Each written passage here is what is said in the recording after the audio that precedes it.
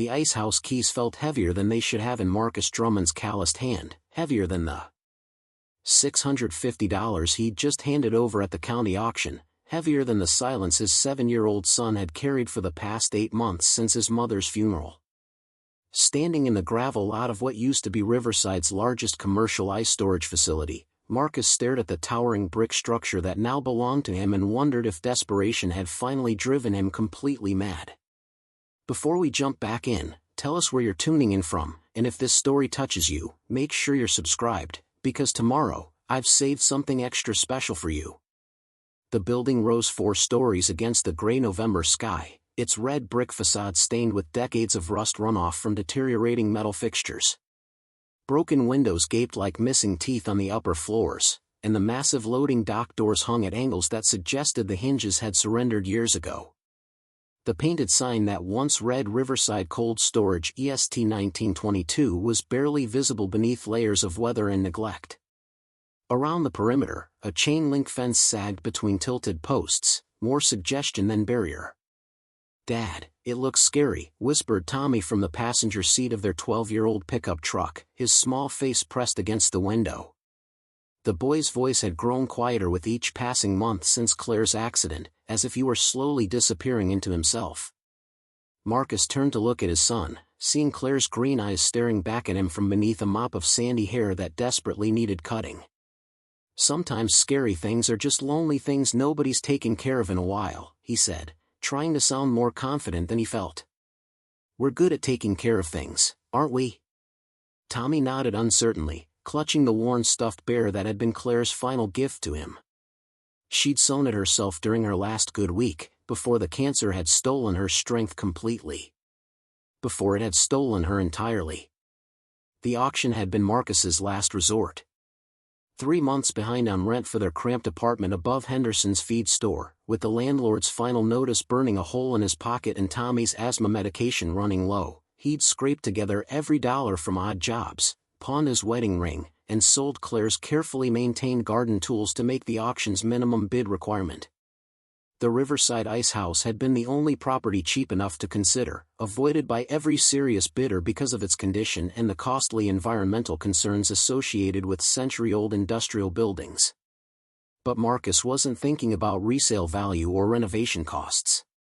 He was thinking about the fact that owning a building, any building, meant Tommy wouldn't be homeless. The ice house might be falling apart, but it had walls and a roof. The ground floor had once contained offices that could be converted into basic living space.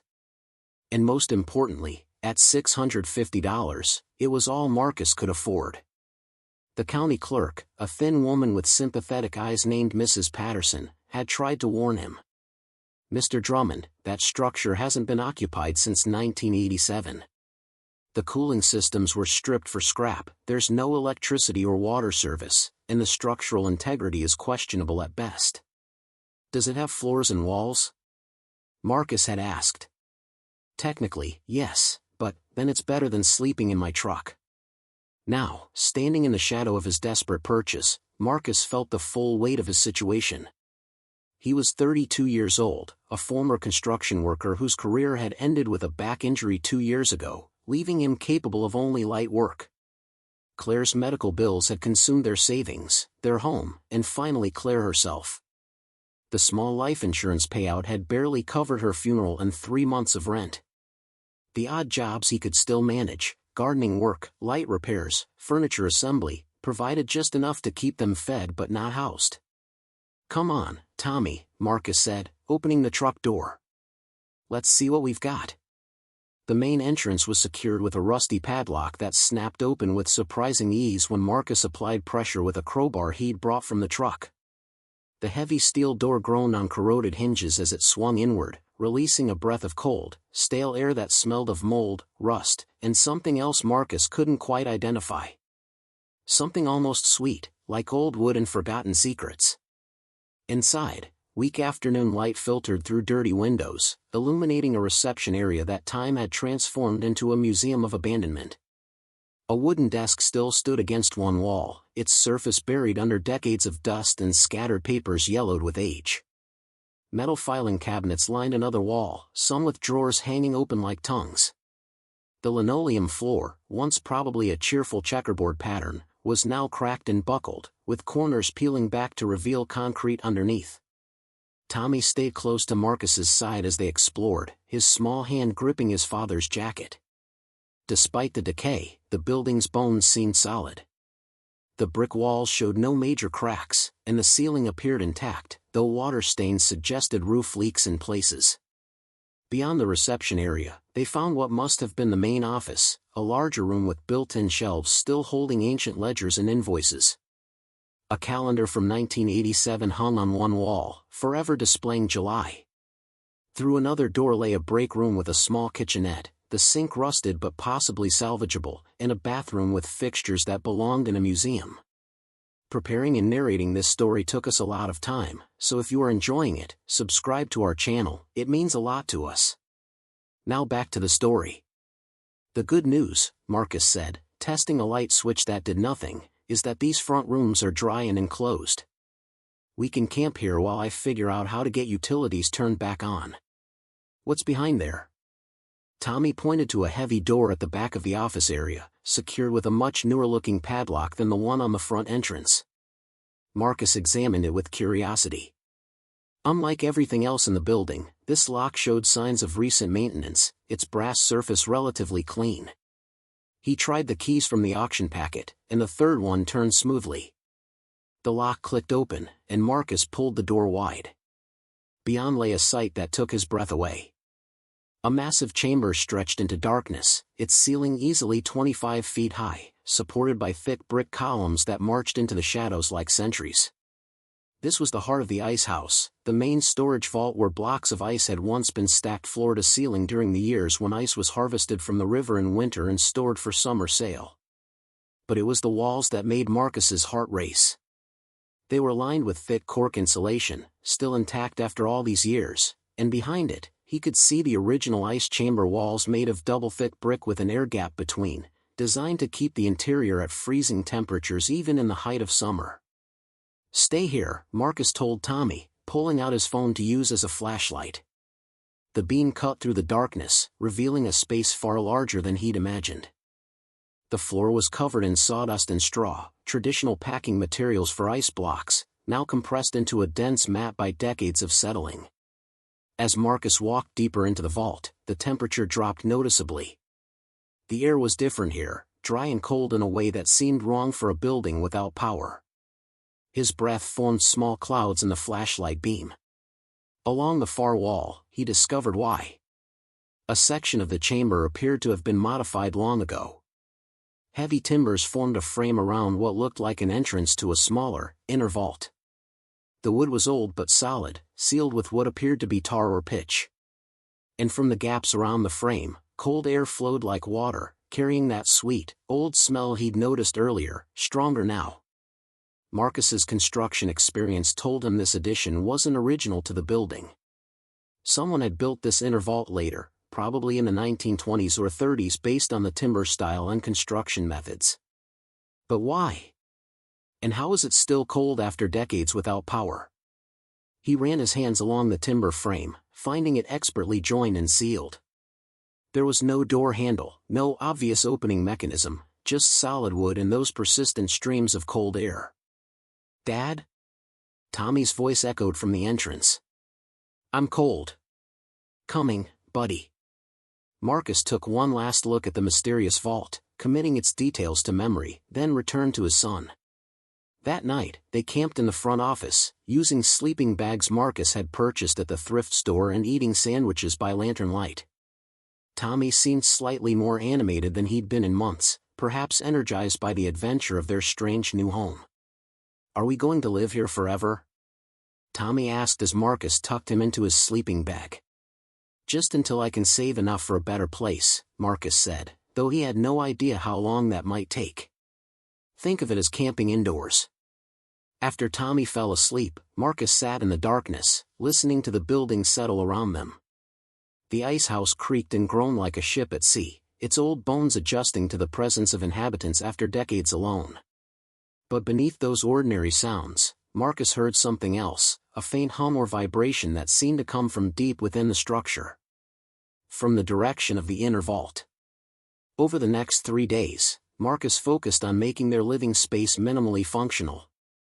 He patched the worst roof leaks with salvaged materials, cleaned the rooms they were using, and managed to get a camping stove set up for basic cooking.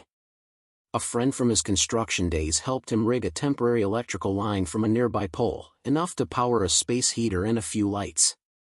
Tommy adjusted with the resilience of children, even finding wonder in their strange circumstances. He explored the safe areas Marcus cleared for him, collected interesting artifacts from the abandoned offices, and seemed less withdrawn than he'd been since Claire's death. But Marcus's mind kept returning to the inner vault. On the 4th night, after Tommy was asleep, he couldn't resist investigating further. Armed with better tools and a proper flashlight, he returned to the main ice chamber. The cold was even more pronounced tonight, and Marcus could see his breath in thick clouds. He approached the timber-framed vault and examined it more carefully. The seal around the frame wasn't just pitch, it was mixed with something else that had hardened like cement over the decades. Using a chisel and hammer, Marcus began carefully working at one corner of the frame. The seal was tough but not impossible to break. After an hour of patient work, he'd created a gap large enough to peer through. The cold air that rushed out nearly froze his face. Inside, illuminated by his flashlight beam, Marcus saw shelves. Rows and rows of wooden shelves, all stacked with rectangular shapes wrapped in what looked like oilcloth or canvas. And behind the shelves, barely visible in the darkness, something metallic gleamed. Marcus worked faster now, breaking away more of the seal. The timber frame, he discovered, wasn't actually attached to the inner structure, it was a façade covering a much older door made of thick wood reinforced with iron bands. And on that door, set into the wood with precision that spoke of expert craftsmanship, was a lock unlike anything Marcus had seen before. Not a modern padlock or even a standard door lock, but an intricate mechanism with multiple keyholes arranged in a pattern, all surrounding a central dial marked with numbers and symbols. This wasn't just a vault.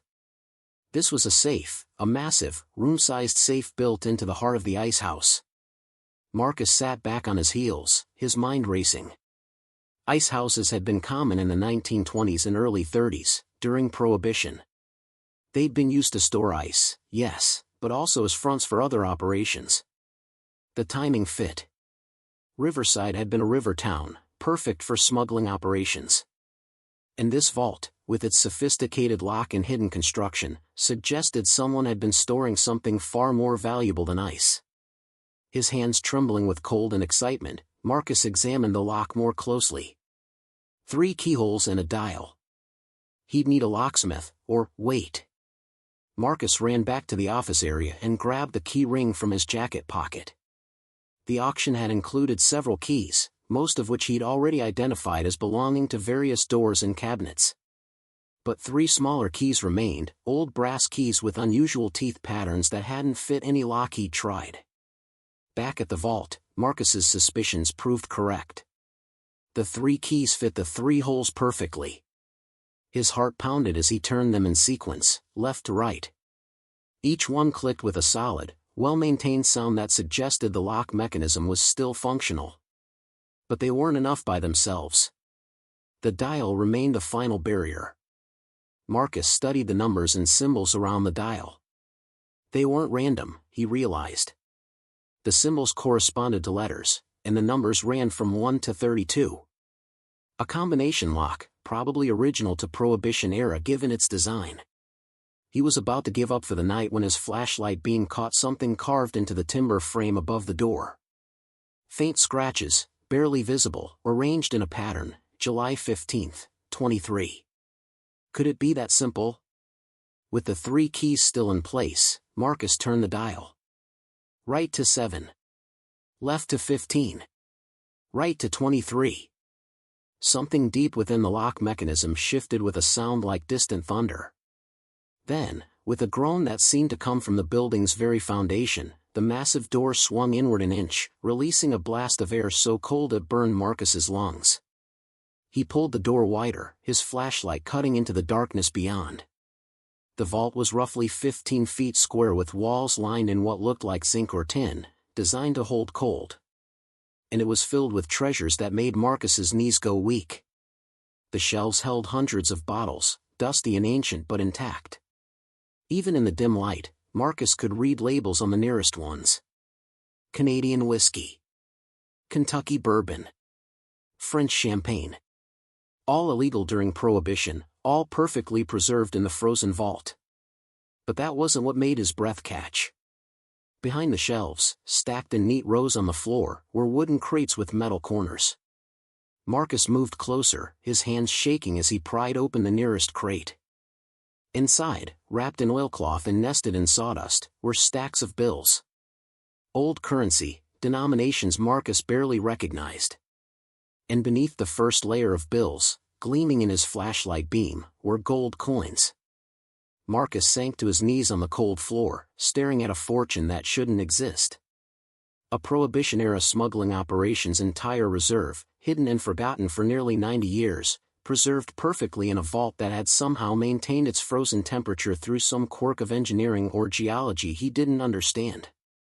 His last $650 had just bought him and Tommy a future. Marcus didn't sleep that night. He sat in the office with his back against the wall, staring at the vault door he'd carefully closed and locked again, trying to process what he'd found. The bottles alone were probably worth a fortune to collectors. But the money, even accounting for inflation and the fact that most of it was old currency that might not be directly spendable, represented more wealth than Marcus had seen in his entire life. Enough to get Tommy proper asthma treatments. Enough for a real home with heat and running water. Enough to stop living day to day in the grinding poverty that had defined their existence since Claire's illness had drained every resource they'd had. But as dawn light crept through the dirty windows, Marcus's elation gave way to something heavier. This money had been hidden for a reason. It was the proceeds of illegal activity, even if that activity had been nearly a century ago. And someone had built that vault with expertise and care, which meant someone had intended to come back for it. The fact that they never had suggested something had gone very wrong. Tommy stirred in his sleeping bag, and Marcus pushed the thoughts aside. Whatever he decided, his son came first. Always. "Morning, buddy," Marcus said softly. "How about we go get some real breakfast?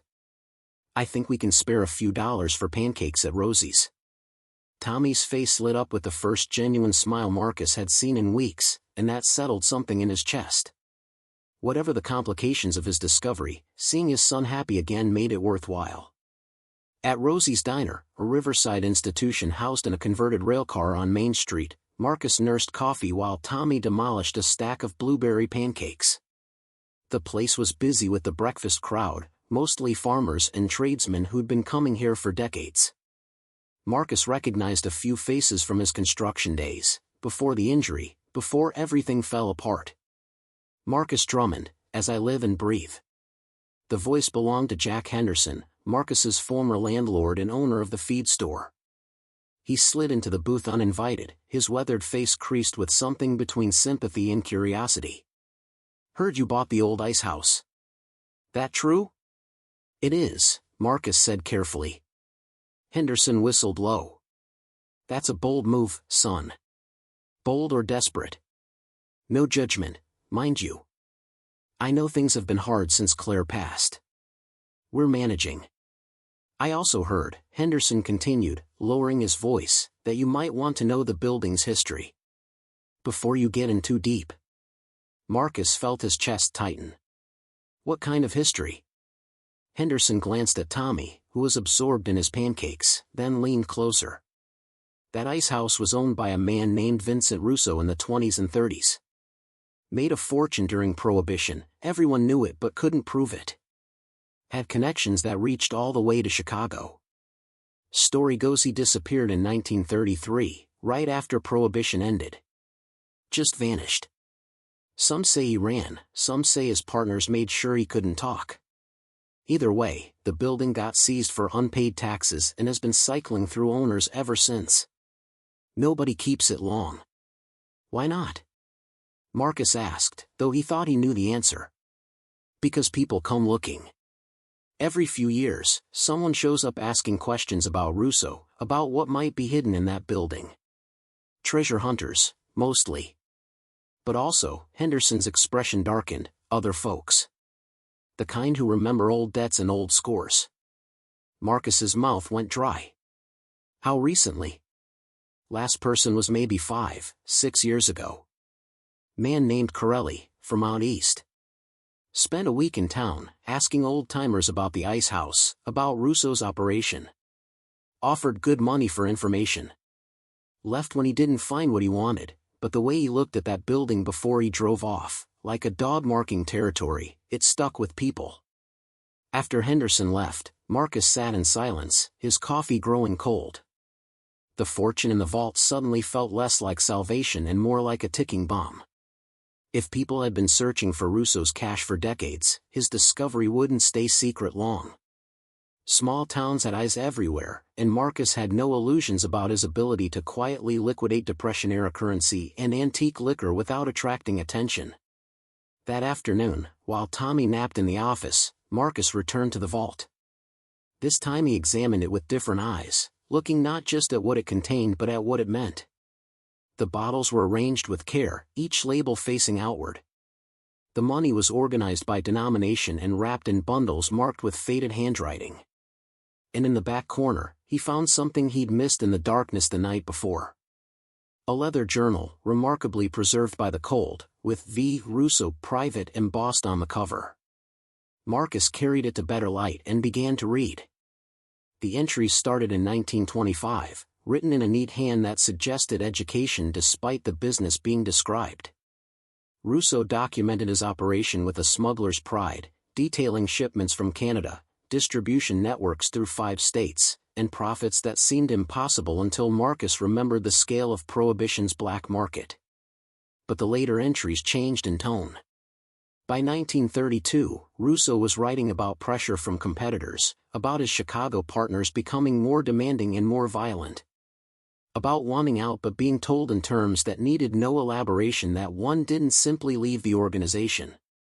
The final entry, dated March 15, 1933, made Marcus's blood run cold. "They're coming for me. I know this now. Tony found out about my insurance policy, about the reserve I kept back. He thinks I've been skimming, which is laughable considering what I've earned them. But it doesn't matter what's true. What matters is they've decided I'm a liability. I've moved my family to my brother's place in Colorado. Told them it was a vacation. Marie suspects. I see it in her eyes. The children are too young to understand. That's a mercy. If you're reading this, either I've returned for what's mine, or I didn't make it. If the latter, I hope whoever finds this puts it to better use than I did. Blood money has a way of poisoning everything it touches. Trust me on that." Marcus closed the journal, a chill running through him that had nothing to do with the vault's temperature. Russo had known he was a dead man. He'd hidden his fortune not as a temporary measure but as a desperate legacy, and then he'd vanished into history. The money wasn't just illegal. It was marked by violence, by men who'd killed for less and who might still have descendants or associates who remembered. "Dad?" Marcus spun to find Tommy standing in the vault doorway, his eyes wide as they took in the shelves of bottles and visible crates. "Tommy, I told you to stay in the office. I woke up and you weren't there. I got scared." His son's voice trembled. "What is all this stuff?" Marcus knelt to Tommy's level, his mind racing for an explanation that wouldn't terrify a 7-year-old or burden him with dangerous knowledge. "It's things the previous owner left behind a long time ago. Very old things that might be valuable. Like treasure? Sort of. But complicated treasure." Tommy stepped closer to the nearest shelf, his small hand reaching toward a dusty bottle. "Can we sell it? So we don't have to live in the ice house anymore?" The innocent hope in his son's voice cut Marcus deeper than any judgment could have. Tommy deserved better than camping in an abandoned building. He deserved warmth and security and a childhood that wasn't defined by loss and poverty. The money in this vault could give him that. But at what cost? That night, Marcus lay awake wrestling with his conscience while Tommy slept peacefully nearby. The moral calculation seemed simple on the surface. The money had been illegal 90 years ago, but the laws it violated no longer existed.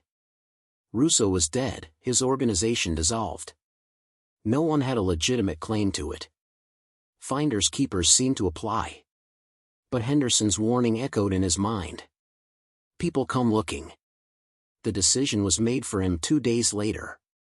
Marcus had spent the morning doing yard work for Mrs. Chen, one of his regular clients, while Tommy was at school. He returned to the ice house just after 3, planning to pick up his son from the bus stop, when he noticed the black sedan parked across the street. In a town where most people drove trucks or practical sedans, the luxury vehicle stood out like a sore thumb. As Marcus pulled up to the ice house, 2 men emerged from the car. Both wore expensive overcoats despite the mild weather, and both carried themselves with the kind of coiled confidence that suggested violence was a familiar tool. Marcus Drummond? The speaker was in his 50s, with silver hair and eyes like chips of flint.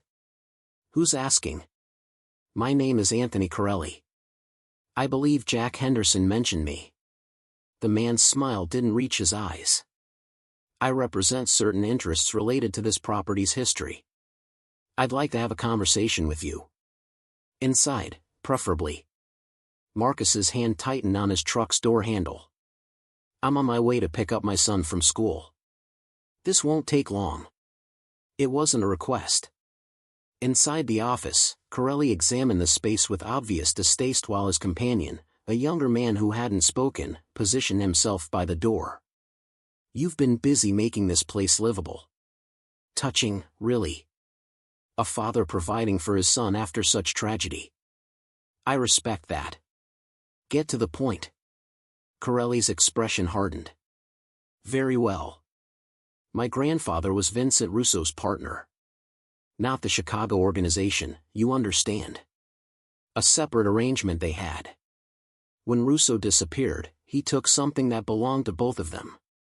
A cache of assets my grandfather never recovered.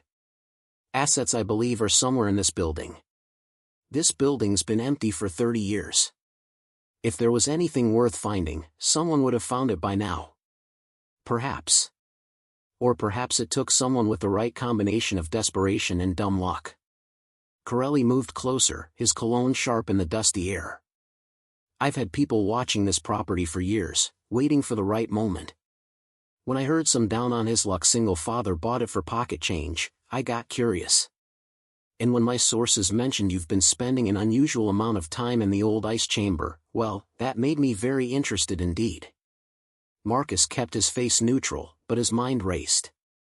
He'd been so focused on the vault itself, he hadn't considered that someone might be watching the building. I've been exploring what I bought. That's all. Of course. And if that's the truth, you have nothing to worry about. But if you found what I think you found, we have a problem. You see, my grandfather invested in Russo's operation. That makes him a partial owner of anything Russo stashed away. Which means I'm a partial owner. Legally speaking. There's nothing legal about any of this. Corelli's smile returned, cold as winter. True. Which is why we're going to settle this like reasonable men. You show me what you found, and I'll make sure you're compensated fairly for your discovery. 20% seems generous for someone who contributed nothing but accidentally owning the right building. Before Marcus could respond, his phone buzzed. A text from Tommy's school. Your son got off at the wrong bus stop. We're trying to locate him. Marcus's blood turned to ice. I need to go. Now. He tried to move past Corelli, but the man's companion blocked the door. Your boy's fine, Corelli said quietly. Probably just confused about which stop was his. These things happen with kids. But you can see how accidents occur when people aren't paying attention to what's important. The implicit threat was clear, and Marcus felt rage flood through him like fire. If you've touched my son, nobody's touching anybody. Yet. Corelli held up his hands in mock innocence. I'm just pointing out that single fathers have a lot on their plates. Hard to keep track of everything when you're juggling work and childcare and mysterious discoveries in ice houses. Things can slip through the cracks. People can get hurt. Marcus lunged forward, but the younger man was faster, grabbing his arm and twisting it behind his back with professional efficiency. Pain shot through Marcus's injured back, and he gasped. "Careful," Corelli said. "Your son needs you healthy. So here's what's going to happen. You're going to take a few hours to think about my offer. Tonight, you're going to give me a call at this number." He placed a business card on the dusty desk. "And tomorrow, we're going to have a much more productive conversation. In the meantime, I'd avoid doing anything stupid like calling the police or trying to move merchandise you don't own. That would complicate things unnecessarily." The man holding Marcus released him roughly, and both visitors walked out, leaving Marcus gasping against the desk. His phone rang immediately. "The school again. Mr. Drummond? We found Tommy. He's fine. Apparently, he got confused and got off 3 stops early. He walked to the library and the librarian called us. You can pick him up there." Marcus's legs nearly buckled with relief. Whether it had been a genuine mistake or a demonstration of Corelli's reach, the message was clear. His son was vulnerable, and Corelli knew it. At the library, Tommy was sheepish but unharmed. "I'm sorry, Dad. I thought I saw our street and got off, but then nothing looked right." Marcus hugged him tightly, breathing in the scent of his son's shampoo and fighting back the fear that threatened to overwhelm him. "It's okay, buddy. You're safe. That's all that matters." But as they drove back to the ice house, Marcus knew safe was relative. Corelli wasn't going to disappear just because Marcus wished him away. And the fortune in the vault that had seemed like salvation yesterday now felt like a curse, blood money that was still drawing blood 90 years after it was hidden. "We're going to our new home. To the sawmill." She stopped at a pharmacy for children's fever medicine and flu supplies, then at a hardware store for camping equipment, cleaning supplies, and basic tools. Her credit card protested but went through. Back at the sawmill, she set up a makeshift bedroom in Crane's old office, the one room that seemed cleanest and most secure. She scrubbed surfaces, hung sheets over the broken windows, and made a nest of sleeping bags and blankets for Oliver. As her son slept fitfully, Rachel sat on the sagging porch and watched the sun set through the trees. Walter Burke's truck appeared on the road again, pulling to a stop in the clearing. He climbed out slowly, and this time there was no friendliness in his expression. "Found the vault, did you?" Rachel stood, her body tense. "You knew what was down there all along." "I knew Crane had built something. I knew he was documenting NTC's activities." Walter stopped at the bottom of the porch steps. "What I didn't know until today was that you'd actually figure out the combination. Most people would have given up, sold the property to the first buyer who came along. That's what the previous owners did. They never even found the hidden room." "The previous owners," Rachel said slowly, understanding dawning. "They were bought out by NTC, weren't they? Or companies connected to NTC?" Walter nodded. "Different names, same money. They've been trying to acquire this land for 40 years. Every time it goes up for auction, they send someone to buy it. But this time, you got there first with your $500 bid." He smiled without humor. "They're going to be very unhappy when they find out." "Are you working for them?" "No." The word was firm. "I worked for Theodore Crane, and I respected him. When he disappeared, I kept my mouth shut because I have grandkids and I wanted to see them grow up. But I've been watching this property ever since, waiting to see if anyone would be smart enough to find what he hid." "Why are you telling me this?" "Because you have a choice to make, and you need to understand what you're up against." Walter climbed the porch steps and sat on the railing. "That deposit under your land is worth somewhere between $90 million and $200 million, depending on current market prices and extraction costs. NTC's successor companies know it's here somewhere in this region. They've spent decades trying to find the exact location. Crane's surveys would tell them precisely where to dig. So they'll come after me. They'll start with money. Offer you more than you ever dreamed of for the property. When that doesn't work, they'll try intimidation. Legal pressure, code violations, environmental claims, anything to force you out." Walter met her eyes. And if that doesn't work, well, Theodore Crane disappeared for a reason. Rachel thought of Oliver sleeping inside, fever-flushed and vulnerable. She thought of the eviction notice, the past due bills, the years of struggling alone. What if I sold it? Took the money and disappeared somewhere safe? You could try. But Crane's evidence against them is in that vault too, isn't it? They can't let that surface. Even if you sold the land, they'd need to make sure you never talked about what you found. The truth settled over Rachel like a weight. The moment she'd opened that vault, she'd stepped into something she couldn't easily escape. Theodore Crane's legacy wasn't just the land and its hidden wealth. It was the knowledge of what had been done to acquire it, and the danger that knowledge represented. Theodore believed this land was worth protecting, Walter said quietly. Not because of the minerals, but because of what it was. The old growth, the clean water, the granite mountains.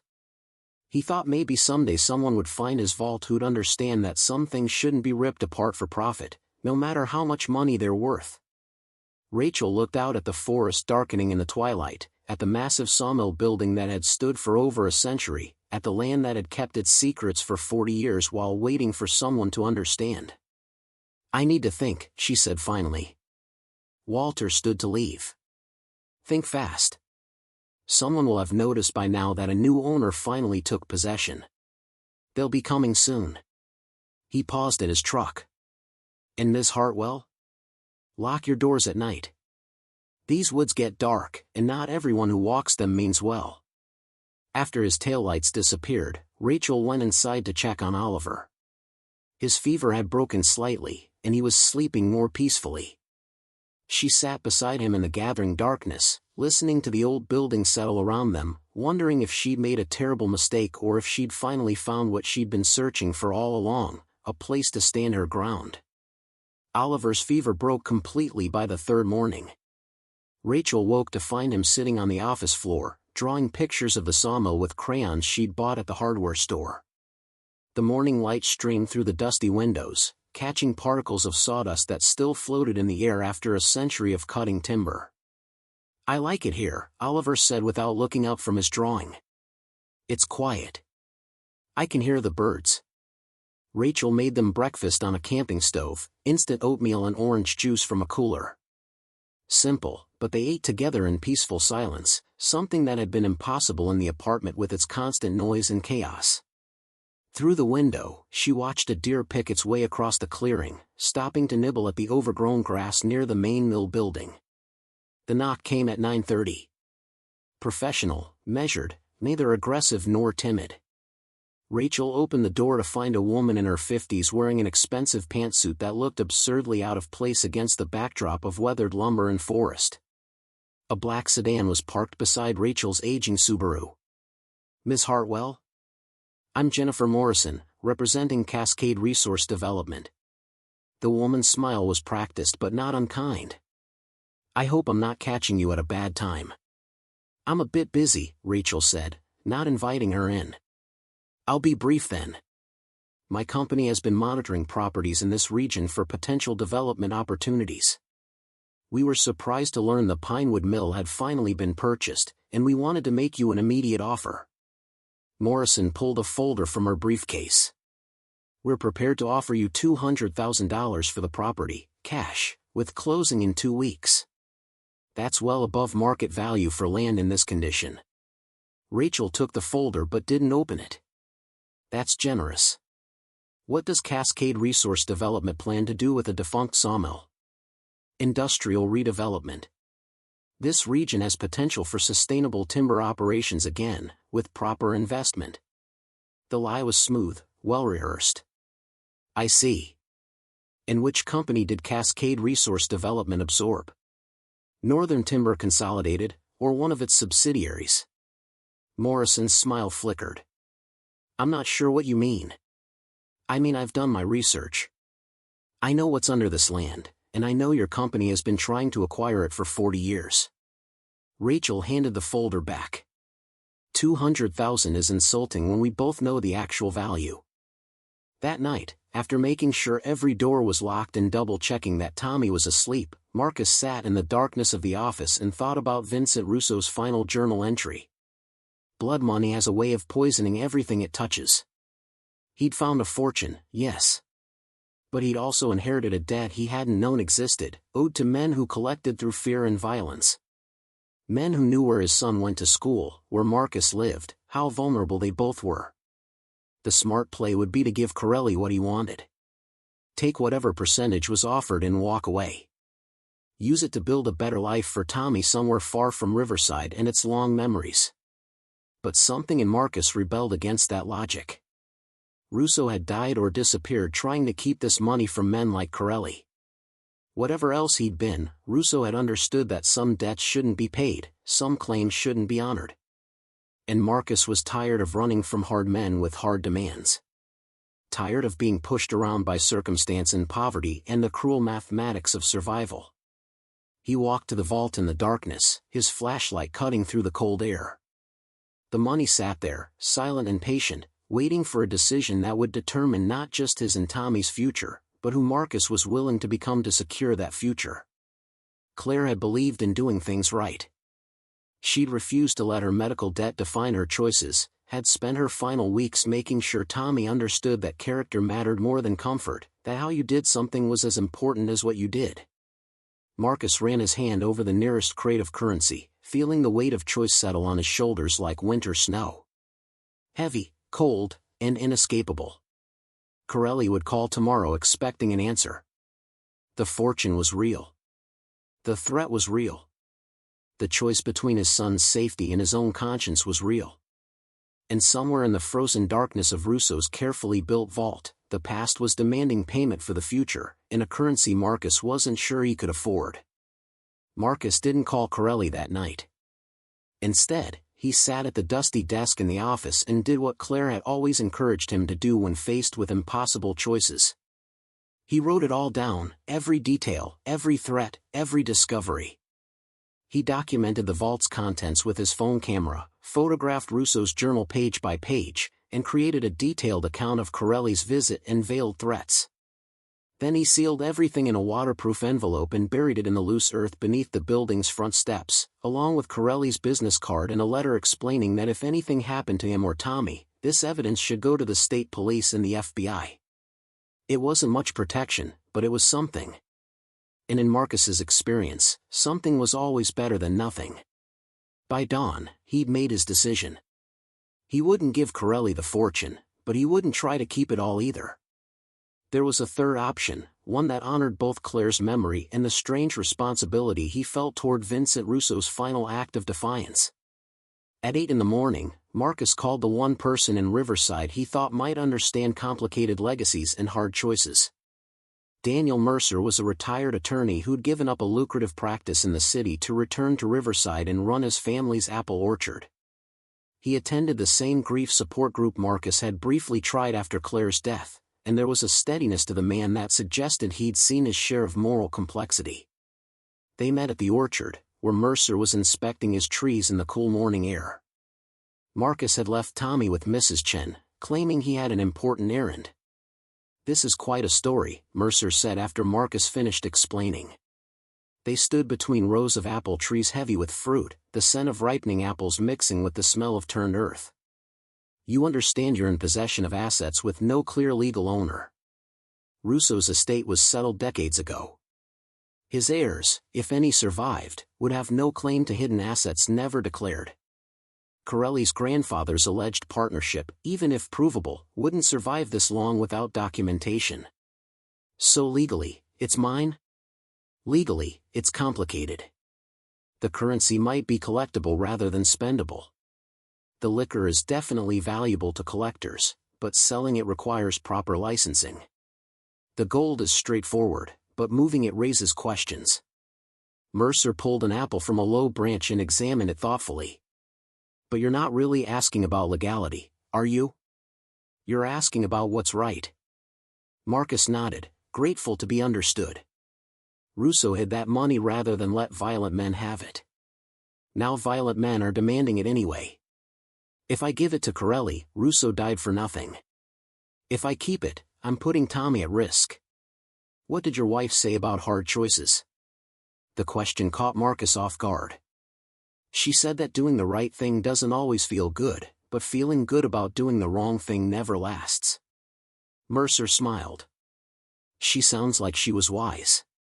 He turned the apple over in his weathered hands. Here's what I think. That fortune has been frozen in time for 90 years, preserved like these apples will be when I press them for cider.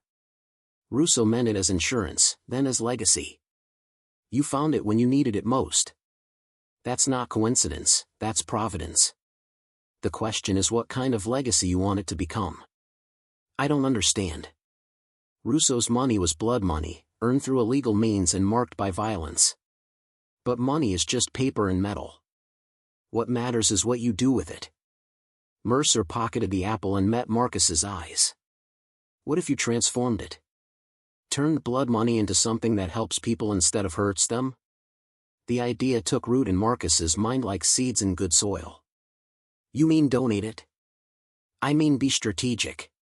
Use some to establish security for Tommy, yes. The gold can be quietly sold. Some of the currency might have collector value. But the bulk of it, especially the liquor, creates something legitimate from it. This town has needed help since the mill closed. What if Vincent Russo's hidden fortune became the foundation for something good? A community center. A fund for families facing medical debt.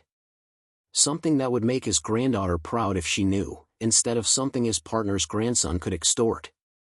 Marcus thought of Claire's medical bills, of the crushing weight of debt that had destroyed their lives while insurance companies and hospital billing departments played games with numbers. A fund for medical expenses. For families like mine who can't afford treatment. The Claire Drummond Memorial Fund, Mercer suggested gently. Administered through the Community Foundation, funded by an anonymous donor. No one needs to know where the money came from. It just appears and starts helping people. What about Corelli? He's not going to accept that. Mercer's expression hardened. Men like Corelli operate in shadows. They rely on intimidation because actual legal action would expose them to scrutiny they can't afford. If you remove the shadows, remove the leverage, what's left? An old man claiming his grandfather's illegal partnership in a prohibition operation deserves a cut of hidden smuggling proceeds? He shook his head. That's not a case any legitimate lawyer would touch. He threatened Tommy. Which is why you document everything. And why you make it clear that any harm that comes to you or your son will trigger a cascade of evidence to law enforcement. Men like Corelli are careful. They don't risk exposure for money they can't prove belongs to them. Mercer paused. Of course, there is an alternative. You could give him what he wants and hope he keeps his word about 20%. Marcus thought of Tommy's smile at breakfast, of the way his son's breathing had improved in just the short time they'd been at the ice house, of Claire's final words about doing right even when it hurt. No. If I start compromising with threats, where does it end? Tommy needs to learn that standing up matters, even when it's hard. Especially when it's hard. Then let me help you. We'll need to move carefully, document everything, establish legal barriers between you and the assets. It'll take time, but it can be done. Over the next week, Mercer worked with quiet efficiency. He contacted the State Historical Society about the ice house's potential significance as a Prohibition-era site. He arranged for a certified appraiser to evaluate the liquor collection, all above board and documented. He helped Marcus establish an anonymous trust that could receive assets and distribute them to charitable causes. Meanwhile, Marcus ignored Corelli's increasingly aggressive phone calls. Each voicemail was saved and documented. Each threat was carefully recorded and backed up to cloud storage. On the 8th day, Corelli appeared at the ice house again, this time alone and visibly angry. Marcus met him outside, where Mrs. Chen happened to be visible across the street, walking her dog and serving as a deliberate witness. You're making a serious mistake, Corelli said, his earlier polish stripped away to reveal the threat beneath. I gave you a fair offer. Now the price of cooperation has gone up. 50% or I make sure you regret wasting my time. "There's nothing here for you," Marcus said calmly. "The vault's been opened and its contents are being processed by the State Historical Commission as a cultural artifact site. Everything's documented and cataloged. If you have a legal claim, file it through proper channels." Corelli's face darkened. "You think bureaucracy protects you? You think I won't what? Threaten a single father in front of witnesses while being recorded?" Marcus gestured to his phone, clearly visible in his shirt pocket with its camera facing outward. "The Historical Commission has full documentation of what was found. Your name is in their files as someone who attempted to claim assets through intimidation. If anything happens to me or my son, that information goes to federal authorities investigating organized crime connections to Prohibition-era smuggling operations." It was mostly bluff, but delivered with enough confidence that Corelli hesitated. Marcus pressed his advantage. "Your grandfather partnered with Vincent Russo." "That's probably true. But Russo's journal documents why he hid this cash, specifically to keep it from his Chicago partners who he believed were going to kill him. Which they apparently did. That makes any claim you have morally questionable at best, and legally impossible to prove without admitting to family connections with organized crime. You self-righteous, I'm a father protecting my son. You're a man trying to profit from your grandfather's criminal enterprise. We're not the same." Marcus kept his voice level. "Walk away, Mr. Corelli. There's nothing here for you except attention you don't want." For a long moment, Corelli stared at him with undisguised hatred. Then he turned and walked to his car without another word. Marcus watched him drive away, his hands shaking with adrenaline he'd carefully hidden during the confrontation. Mrs. Chen crossed the street, her dog trotting beside her. That man looked angry. "He was disappointed about something," Marcus said. "I don't think he'll be back." She nodded wisely. "Good. This is a nice town. We don't need his kind here." Corelli didn't return, and his calls stopped. Mercer's contacts suggested he'd left Riverside entirely, probably deciding that the risk of exposure wasn't worth fighting for assets he couldn't prove belonged to his family. The vault's contents were systematically processed over the following months. The liquor collection was appraised at over $200,000 and sold to collectors through legitimate auction houses, with proceeds going to the anonymous trust. The old currency, much of it collectible, brought another $100,000. The gold was quietly sold through a dealer in Chicago that Mercer vouched for, adding $300,000 to the fund. Marcus kept only enough to make the ice house genuinely livable, installing proper utilities, heating, and insulation in the front section. The massive ice chambers he left largely as they were, their historical value protected and documented. The building had a story now, one that attracted occasional historians and architecture students interested in Prohibition-era infrastructure. The Claire Drummond Memorial Fund was established through the County Community Foundation, endowed with $500,000 from an anonymous donor interested in helping families facing catastrophic medical debt. It began operating in January, providing grants to families whose situations mirrored what Marcus and Claire had faced. Marcus kept $50,000 for himself, used carefully to establish stability. He bought a reliable used truck, set aside money for Tommy's education, and created a small emergency fund that let him sleep without constant fear of the next crisis. By spring, the ice house had been transformed. The front offices were now a comfortable two-bedroom apartment where Marcus and Tommy lived in warmth and security. Marcus had converted part of the main ice chamber into a workshop where he did furniture restoration and woodworking, his back injury making it difficult to do heavy construction but leaving him perfectly capable of detailed craftsmanship. Tommy's asthma had nearly disappeared in the dry, clean air of their new home. He'd made friends at school and grown 2 inches. Most importantly, he'd started talking about his mother again, sharing memories instead of hiding from them. On the anniversary of Claire's death, Marcus and Tommy planted a garden in the small yard beside the ice house. Not a large garden, just enough for tomatoes and herbs and flowers Claire had loved. As they worked the soil together, Tommy asked the question Marcus had known was coming. "Dad, why did that angry man come here last year?" Marcus sat back on his heels, considering his answer. He thought something here belonged to him. But he was wrong. Because you found it? Because finding something doesn't make it yours if it wasn't meant for you. Marcus chose his words carefully. The man who hid the treasure we found did it because he knew bad people wanted to use it to hurt others. When I found it, I had to decide what kind of person I wanted to be. I could have kept it all for us, but that would have made me like the people who scared him. Or I could have given it to the angry man to make him go away, but that would have meant the person who hid it died for nothing. So you gave it away to help people like Mom? Most of it, yes. Because I think that's what she would have wanted. And I think it's what the man who hid it would have wanted too, if he'd known his money could help families instead of hurt them. Tommy thought about this while patting soil around a tomato plant. I'm glad. Mom always helped people. She did. And now her name is on a fund that will help people for a long time.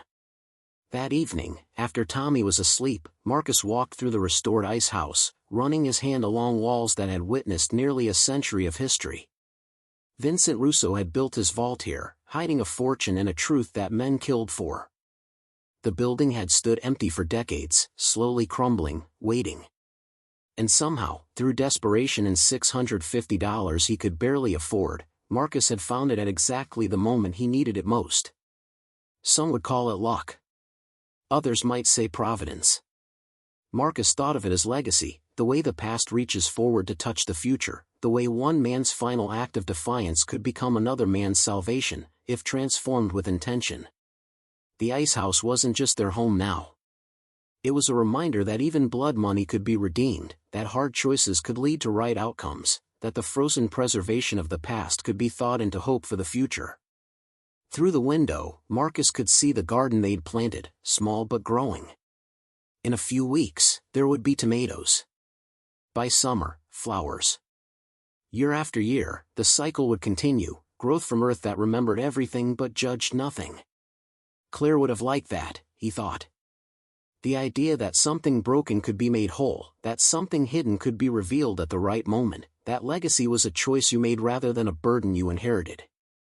In his pocket, Marcus carried the last page of Russo's journal, the one he'd kept separate from the documents given to the Historical Society. The old man's final words felt like a message across time, written for whoever would eventually find what he'd hidden. Blood money has a way of poisoning everything it touches. But perhaps, in the right hands, poison can become medicine. I'll never know. If you're reading this, the choice is yours. Marcus had made his choice. The poison had become medicine. The blood money was now saving lives, including his and Tommy's. Outside, the spring wind carried the scent of rain and fresh earth. The ice house stood solid against the evening sky, no longer abandoned or forgotten, but alive with new purpose. Its frozen vault had given up its secrets, its cold preservation transformed into warm possibility. And in the small apartment within its brick walls, a father and son slept peacefully, their future secure not because of the fortune they'd found, but because of the choice they'd made about what to do with it. Legacy, Marcus had learned, wasn't what you inherited. It was what you chose to become, and what you chose to leave behind. Claire had left love and principle. Russo had left hidden treasure and a final hope for redemption. Marcus was leaving Tommy something more valuable than money, the knowledge that doing right, even when it cost everything, was the only kind of wealth that truly mattered. The land outside the ice house had seen a century of seasons, of growth and decay, of secrets buried and truths revealed. It would see a century more, patient and enduring, holding stories in its soil like seeds waiting for spring. And somewhere in that soil, in the garden Marcus and Tommy tended together, Claire's memory grew alongside the tomatoes, rooted deep and reaching toward the light. 3 years passed like seasons through soil, each one leaving its mark on the ice house and the lives within its walls. The building that had once stood as a monument to abandonment now served as proof that decay could reverse, that what seemed lost could be reclaimed with patience and purpose. Marcus stood in the main ice chamber on a Saturday morning in October, watching autumn light filter through windows he'd restored himself. The massive space had become his workshop, filled with the smell of wood shavings and furniture polish. A cherrywood dresser waited for its final coat of finish, commissioned by a family in the next county. The work was steady now, enough to supplement the modest income from the fund's careful management and provide the kind of life Claire had wanted for Tommy. The boy, no longer quite so small at 10 years old, sat at a workbench Marcus had built to his height, carefully sanding a jewelry box for his teacher's birthday. His breathing was clear and easy, the asthma that had once defined his childhood now a distant memory. The icehouse's dry air and the absence of the cigarette smoke and mold from their old apartment had given him back his lungs. "Dad, can we go fishing after lunch?" Tommy asked, not looking up from his work. "Mr. Henderson said the bass are biting at the river." Marcus smiled. Jack Henderson had become an unexpected friend after the Corelli incident, impressed by Marcus's handling of the situation and quietly supportive of the medical fund that helped families Henderson knew personally. "Sure, buddy. Let me finish this dresser first." Through the workshop's open door, Marcus could see into what had once been Russo's vault. He'd left it largely intact, the shelves now holding woodworking supplies and finished pieces waiting for delivery, but the space maintained its historical character. A small plaque that the Historical Society had installed explained the vault's Prohibition-era origins without mentioning what Marcus had found inside. Some stories, he decided, were better told through their effects than their details. The sound of tires on gravel announced a visitor. Marcus set down his brush and walked to the front office, which now served as a proper living room with comfortable furniture salvaged from estate sales and restored in his workshop. Through the window, he saw a sedan he didn't recognize. A woman emerged, probably in her mid-30s, with a nervous energy that reminded Marcus of himself 3 years ago. She checked an address on her phone, then approached the door. Marcus opened it before she could knock. "Can I help you?" "I'm looking for Marcus Drummond." "I'm Sarah Chen, from the Community Foundation." She extended her hand, and Marcus shook it, surprised. The foundation typically contacted him by email about fund matters. "Come in." "Is something wrong with the fund?" "No, nothing like that. Actually, I wanted to meet you in person." She stepped inside, her eyes taking in the renovated space with visible appreciation. "This building is remarkable. The Historical Society's documentation of the Prohibition-era ice storage is fascinating. It's been a good home for us." Sarah's expression softened. "That's actually why I'm here. The Claire Drummond Memorial Fund has helped 43 families in the past 3 years. Lives saved, bankruptcies prevented, children who got the treatment they needed. The impact is, well, it's extraordinary." Marcus felt heat rise to his face. He'd intentionally kept distance from the fund's operations, contributing through the anonymous trust and receiving quarterly reports but never seeking recognition. That's what the money was for. "I know you prefer to remain anonymous, and we've respected that. But there's a family I think you should meet. The Kowalskis. Their daughter Emma was diagnosed with leukemia 2 years ago. Without the fund's help, they would have lost their farm trying to pay for treatment. She's in remission now, and they wanted to thank the donor personally." "I don't need thanks." "I know. But maybe they need to give it." Sarah pulled out her phone and showed him a photo. A young girl, maybe 8 years old, grinning at the camera with the fierce joy of someone who'd fought death and won. Behind her stood her parents, exhausted but smiling. They're good people who hit circumstances beyond their control. Just like you did. Marcus stared at the photo, seeing Claire and the child's determined expression, seeing Tommy and her parents' protective stance. "Where are they now?" "They run a small dairy farm about 20 miles north. They'd like you to visit, if you're willing. No press, no public recognition. Just a conversation between people who understand." That Sunday, Marcus and Tommy drove north through countryside painted in autumn colors. Tommy chattered about school and fishing and the tree fort he wanted to build, his voice filling the truck's cabin with the kind of ordinary happiness that had once seemed impossible. The Kowalski farm appeared around a bend, a modest operation with a weathered barn and a house that had seen better days but was clearly loved. Cows grazed in nearby pastures, and chickens pecked in a fenced yard. A hand-painted sign reading "Kowalski Dairy Family Owned Since 1967" stood by the driveway. Michael and Lisa Kowalski met them on the porch, their daughter Emma between them. She wore a pink hat over hair still growing back from chemotherapy, and her smile could have lit the darkening October sky. "Mr. Drummond," Michael said, his voice thick with emotion. "Thank you for coming.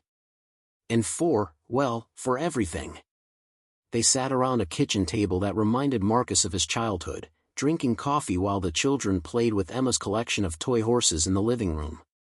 The Kowalskis told their story, the diagnosis that had shattered their world, the impossible choice between their daughter's life and their family's livelihood, the fun that had appeared exactly when they needed it most. The doctors said she needed a specialized treatment only available at the university hospital, Lisa explained, her hands wrapped around her coffee mug like it could anchor her against the memory. "Our insurance wouldn't cover it. We were selling equipment, taking loans, watching everything my husband's parents built start to crumble. And then the foundation called. We thought it was a mistake at first," Michael added. "Nobody just gives away that kind of money. But it was real. It covered the treatment, the travel, the hotel stays near the hospital. It saved Emma's life and our farm." Marcus looked through the kitchen doorway at the children.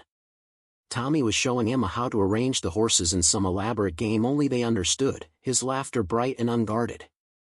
"I'm glad she's okay. The foundation told us you wanted to remain anonymous," Lisa said carefully. "But we needed to know who to thank. To understand why someone would help strangers this way." Marcus considered his answer, thinking of Claire and Russo and the strange chain of events that had brought him to this kitchen. "I lost my wife to medical debt and the systems that let it happen. She died knowing she'd bankrupted us, that her getting sick had destroyed our future. That knowledge hurt her worse than the cancer. I found unexpected resources and had to decide what kind of legacy they should create. Helping families like yours seemed like the right answer. Your wife's name is on the fund," Michael said. "Claire Drummond. Tell us about her." So Marcus did, there at the Kowalskis' kitchen table while their children played and coffee grew cold. He told them about Claire's garden, her fierce love for Tommy, her insistence on doing right even when everything was wrong. He told them how she'd made him promise to take care of their son, to give him a good life, to not let bitterness poison what remained. "She sounds like she was remarkable," Lisa said softly. "She was. And she would have liked knowing that her memory is connected to helping families like yours." On the drive home, Tommy was quiet until they were almost back to Riverside. "Dad, Emma's really nice. I'm glad the fund helped her." "Me too, buddy. Do you think Mom would be happy about what we did with the treasure?" Marcus glanced at his son, surprised by the question's depth. "I think she would be proud. Not because of the money, but because we chose to use it to help instead of just keeping it for ourselves. Even though we could have been rich. We are rich, Tommy. We have a home, we have each other, we have enough. Emma's alive because we chose to share. How much richer do we need to be?" Tommy considered this, then nodded with the simple wisdom of children who've learned hard lessons young. "Yeah. I like that we helped her." That winter, the ice house weathered its first major storm since Marcus's renovations. Snow piled against its brick walls while wind howled through the bare trees surrounding the property. Inside, warm and secure, Marcus taught Tommy how to play chess while beef stew simmered on the stove. The building's thick walls and professional insulation kept them comfortable despite the blizzard outside. Marcus thought of all the winters this structure had endured, all the ice it had preserved, all the secrets it had held. Now it held different things. Warmth instead of cold. Life instead of contraband. A future instead of a hidden past. In the spring, the Historical Society hosted a community event at the Ice House, celebrating Riverside's industrial heritage. Marcus opened the workshop and vault for tours, explaining the building's architecture and Prohibition-era construction without mentioning the fortune he'd discovered. Tommy served as an enthusiastic junior guide, proud of their home's unique history. Daniel Mercer attended with his wife, pulling Marcus aside during a quiet moment. "You've done something remarkable here," he said, gesturing at the building full of families and laughter. Taking a place associated with crime and secrecy, transforming it into something that gives back to the community. Vincent Russo would appreciate the irony. "I think about him sometimes," Marcus admitted. "About his choices and how they echoed forward through time. He hid that money in fear, hoping it might do good eventually. It took 90 years, but it did. And you made that possible. Not just by finding it, but by choosing what to do with it." As summer arrived, the garden Tommy and Marcus had planted years ago flourished into something substantial. Tomatoes, herbs, flowers, even a small berry patch. Tommy had taken ownership of it, learning about companion planting and soil composition with the same intensity he brought to everything that interested him. One evening in July, as they harvested tomatoes together, Tommy asked another question that showed how much he'd grown. "Dad, do you ever wish you'd kept more of the money?" Marcus straightened, his back protesting slightly, a reminder of the injury that had changed his life's direction. "Sometimes I wonder what different choices would have looked like. But then I think about Emma Kowalski and the other families the fund has helped, and I know we made the right call. But we could have had a bigger house. A new truck. Fancy stuff. True. But would that have made us happier than knowing we saved Emma's life? Than having this place that's ours, that has history and character?" Marcus plucked a perfectly ripe tomato and handed it to his son. "Real wealth isn't about how much you have. It's about what you do with what you're given and who you choose to be when nobody's watching." Tommy bit into the tomato like an apple, juice running down his chin. "These are better than store ones. Everything's better when you grow it yourself, when you put in the work." By the time Tommy turned 12, the ice house had been featured in architectural journals for its sensitive renovation of a Prohibition-era structure. Marcus's furniture restoration business had grown enough that he employed 2 part-time assistants, teaching them the craft while working on increasingly ambitious projects. The Claire Drummond Memorial Fund had helped over 70 families, its endowment carefully managed to provide sustainable support for years to come. Occasionally, Marcus received letters forwarded through the foundation, families sharing their gratitude and stories of recovery. He kept them in a box in his bedroom, reading them when doubt crept in about the choices he'd made. One Saturday in autumn, 5 years after buying the ice house, Marcus stood in the vault-turn workshop and ran his hand along the shelves that had once held Vincent Russo's hidden fortune. The wood was smooth and cool, unchanged by time, holding no evidence of what it had once contained. Tommy appeared in the doorway, now almost as tall as Marcus's shoulder, his child features giving way to the young man he was becoming. "Dad, I've been thinking about my history project. Can I write about this place? About what happened during Prohibition? What angle are you thinking? How people made choices back then that still affect us now. Like, Mr. Russo hiding his money changed our lives even though he died before we were born. That's pretty cool, right?" Marcus smiled, seeing Claire's curiosity reflected in their son's eyes. "It is. Just remember, some details of what happened here should stay private. The building's history is public knowledge. What we found and what we did with it is our story to protect. Because of the men who wanted to take it. Partly. But also because legacy is fragile. We honored what Mr. Russo hoped for by transforming his mistake into something good. Publicizing the details would turn it into a treasure story instead of a story about redemption." Tommy nodded thoughtfully. "I'll focus on the architecture and the Prohibition stuff. The rest is ours." That evening, as sunset painted the brick walls gold, Marcus sat on the front steps of the ice house with a cup of coffee, watching Tommy practice basketball in the driveway they'd paved 2 years ago. The building stood solid behind him, its windows glowing with interior light, smoke rising from the chimney Marcus had restored. He thought about the path that had led him here, the desperation and grief that had driven him to spend his last $650 on an abandoned building. About finding a fortune and choosing to give most of it away. About Corelli's threats and the risk of standing firm. About Emma Kowalski's smile and the 70 other families whose faces he'd never see but whose lives had been changed. Claire would have made the same choices, he knew. She had always believed in legacy over accumulation, in character over comfort, in doing right even when wrong was easier. The ice house had witnessed a century of American life. It had preserved ice for a growing nation, hidden a smuggler's fortune, stood empty and forgotten, and finally became a home where a broken family found healing. Its brick walls held all those stories without judgment, patient as the earth itself. In another century, new people would own this building. They would walk these rooms and perhaps wonder about those who came before.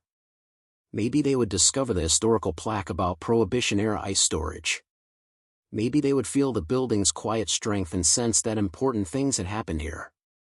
But they wouldn't know about a desperate father's last-chance purchase, about a vault filled with blood money, about the choice to transform poison into medicine. Those stories would fade like breath on cold glass, leaving only their effects: families helped, lives saved, a tradition of doing right when easy options beckoned. Tommy made a basket and pumped his fist, then turned to Marcus with a grin. "Did you see that?" "I saw it." "Nice shot."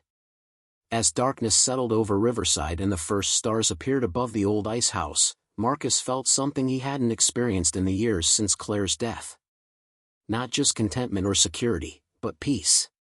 The bone-deep certainty that he'd honored her memory, protected their son, and created something worth leaving behind. The land around the ice house had absorbed his story the way it absorbed rain, holding it in the soil where roots could find nourishment. And someday, when he was gone and Tommy grown with his own family, those roots would still be there, invisible but strong, connecting the past's hard lessons to the future's quiet hope. Legacy, Marcus had learned, wasn't about wealth or recognition.